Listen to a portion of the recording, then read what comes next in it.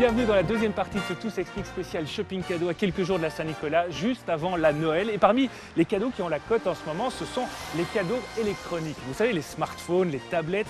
3 millions de smartphones vendus en Belgique l'an dernier, 1 million de tablettes et la plupart qui se retrouvent dans la hotte du Grand Saint ou sous le sapin.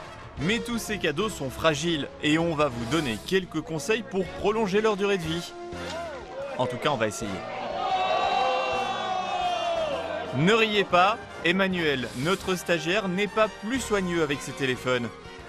Et les téléphones d'aujourd'hui sont bien plus compliqués à réparer que les anciens GSM. Ici, on reconnaît, voilà, des circuits imprimés, c'est-à-dire on voit les points de cuivre qui sont ici, vous voyez les points colorés.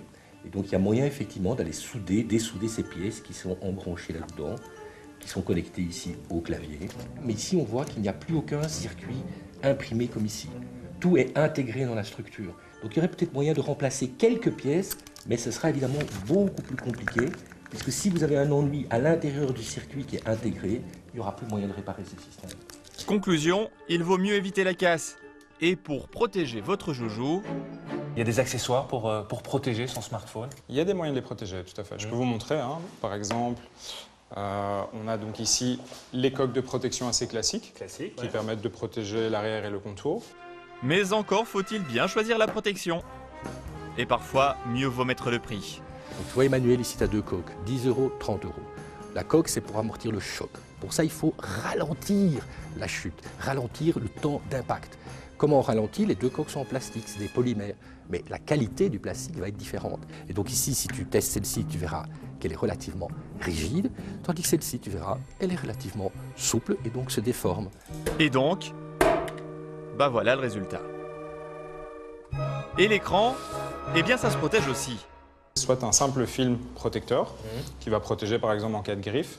Ça va pas empêcher le verre de se briser, ça, hein? Non. Par contre, ceci, le verre trempé, c'est vraiment une nouvelle tendance et ça, c'est beaucoup plus épais mais beaucoup plus protecteur. Et ça consiste en quoi? C'est une pellicule de verre qui vient par électricité statique se marier avec l'écran. Comme ça, en cas de chute, c'est cet écran-là qui se brise et pas l'écran du dessus. Des protections relativement efficaces, enfin avec certaines limites tout de même.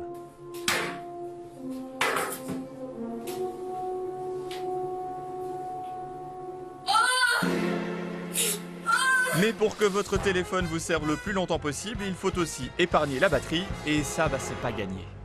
Comment faites-vous pour le recharger? Toute la nuit d'habitude. Je le fais toute la nuit et je sais que c'est pas très bon. Ça, c'est vraiment à éviter le plus possible. Alors si je ne peux pas le charger toute la nuit, je le charge quand? Je dois retirer la fiche dès que j'arrive à 100%, c'est ça? C'est ça. En fait, quand bien même il ne serait pas à 100% avant Ouais. d'aller dormir, prenez l'habitude de le retirer, quitte à le lendemain matin le remettre un petit peu en charge, mais c'est pas bien qu'il reste chargé toute la nuit sur le secteur. Oui, d'accord, mais pourquoi? Emmanuel, d'après toi, qu'est-ce que tu remarques quand tu as chargé cette batterie toute la nuit? Ça chauffe? Effectivement, il y a deux parties qui chauffent, ceci qui est le transformateur, mais aussi la batterie. Pendant qu'on charge, le courant va reproduire ces éléments chimiques. Petit à petit, ça va s'arrêter, mais il restera toujours un petit courant résiduel.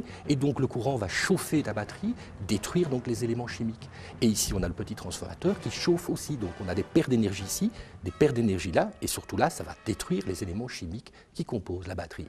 Votre truc pour le recharger, pour recharger la batterie, vous faites comment? Vous attendez qu'il soit complètement plat? Ça se passe comment? Donc j'attends qu'il a 5% de batterie qui me reste et je le recharge à ce moment-là. Ah, ça c'est pas faux. Et là aussi, il y a une explication scientifique.